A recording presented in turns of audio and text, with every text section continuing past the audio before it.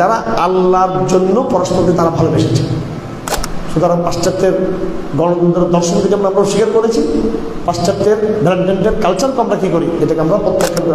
আমরা যেই জাতি যার সাথে সামঞ্জস্য করবে সে তাদের অন্তর্ভুক্ত দলবদ্ধ হবে। এমনকি স্বামী স্ত্রীর মধ্যে ওই দিন কোনো কি হওয়ার দরকার নেই, তাদের এটা নিয়ে আলাপ করার দরকার নেই। ভালোবাসা আল্লাহর জন্য, ভালোবাসা আল্লাহ রাসূলের জন্য। কিয়ামতের দিন আল্লাহ পাক 7 প্রকার ব্যক্তিকে ছায়া দিবেন। কত প্রকার ব্যক্তিকে ছায়া দিবেন? তার মধ্যে এক প্রকার ব্যক্তি হলো ওয়ারজুলানে তাহাব্বা ফিল্লাহ ইজতামা আলাইহি ওয়া তাফাররাকা আলাইহি। 7 প্রকার ব্যক্তি হলো দুইজন ব্যক্তি তাহাব্বা ফিল্লাহ, যারা আল্লাহর জন্য পরস্পরকে তারা ভালোবেসেছে। ইজতামা আলাইহি, একমাত্র আল্লাহর ভালোবাসার উপরই তারা একত্রিত হয়েছে। তারা ওয়া তাফাররাকা আলাইহি, তারা অনেক আপন, কিন্তু একমাত্র আল্লাহর ভালোবাসার কারণে তার সে কি হয়ে গেছে, তারা দূরে চলে গেছে। ঠিক আছে, আমার আত্মীয়, কিন্তু সে আত্মীয়তার সম্পর্ক আমি ছিন্ন করলাম একমাত্র দ্বীনের জন্য। সে আমার কেউ না, সে গরিব মিসকিন, সে বহু দূরে, তার কোনো এই কারণ নেই যে তাকে আমি ভালোবাসবো, কিন্তু তার মধ্যে তাকওয়া আছে। সে দূরের ওই ব্যক্তিও কিন্তু আমার কি নিকটের, আমি তাকে সেই জন্য ভালোবাসি।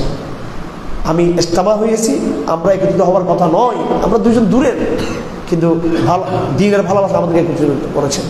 আর আমরা আগে থেকে আমরা এক আছি, আমরা কিন্তু দ্বীনের ভালোবাসা, আমার দ্বীনের কারণটা আমাদেরকে দূরত্ব তৈরি করে দিয়েছে। এটা বড় একটা মানদণ্ড। কিন্তু আসুন আমরা নিজেদের ভালোবাসা কীভাবে আমরা আবার মূল্যায়ন করি। আমরা তো আল্লাহ পাক সুবহানাহু ওয়া তাআলা আমাদেরকে তৌফিক দান করুন। এই ভালোবাসার যে ভ্রান্ত কনসেপ্ট তৈরি হয়েছে, ভালোবাসার যে ভুল যেটা সংস্কৃতি তৈরি হয়েছে, এটাকে না বলতে হবে। এবং হাদিস শরীফে রাসূলুল্লাহ সাল্লাল্লাহু আলাইহি ওয়াসাল্লাম স্পষ্ট বলেছেন যে তোমরা লাতার কাবুন্না সানানা মান কানা ক্বাবলাকুম শিবরান বিশিবরিন ওয়া যিরাআন বিযিরাইন হাত্তা লা দাখালু জুহরা বিতুল্লা দাখালতুম ফি। মুসলমানরা একটা সময় ইহুদি খ্রিস্টানদের অনুসরণ করতে করতে তারা 200 করতে ঢুকে যাবে। আমরা আজকে বিজাতীয় অপসংস্কৃতি অনুসরণ করতেছি। যেই জাতি যার সাথে সামঞ্জস্য করবে সে তাদের অন্তর্ভুক্ত দলবদ্ধ হবে। সুতরাং পাশ্চাত্যের গণতন্ত্রের দর্শন থেকে আমরা স্বীকার করেছি, পাশ্চাত্যের ডেভেলপমেন্টের কালচারকে আমরা কী করি, এটাকে আমরা প্রত্যাখ্যান করি। আমরা এটাকে আমরা অস্বীকার করি। এবং অপসংস্কৃতি এটা জেনা ব্যভিচারের পথকে উন্মোচন করে। ভালোবাসা দিবস এটা আসলে জেনার দিয়ে। আল্লাহ পাক বলেন ওয়ালা তাকরাবুজ জিনা, তোমরা জেনার কাছে ধারে ফিরবে না।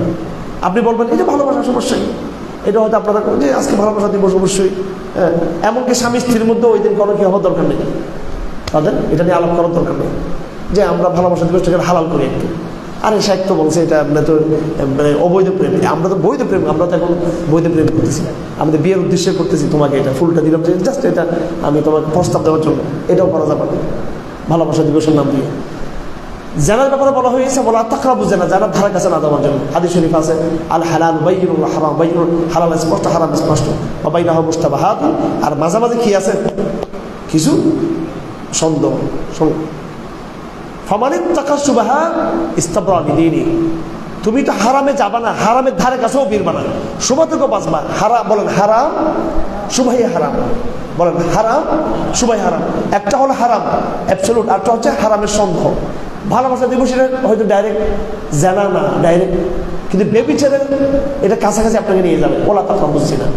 আল্লাহ পাক সূরা নূরে বলেন আউযু বিল্লাহি মিনাশ শাইতানির রাজিম ইন্নাল্লাযীনা ইউরিদুনা আন তাশিআল ফাহিশাতু ফিল লাযীনা আমানু লাহুম আযাবুন আলীম। যারা চায় যে মুসলমানদের মধ্যে এরকম অশ্লীলতা প্রচার হবে, তাদের জন্য ভয়ঙ্কর আযাব রয়েছে। দুইটা বিষয় নিয়ে আজকে আমরা আলোচনা করলাম হাদিসের আলোকে।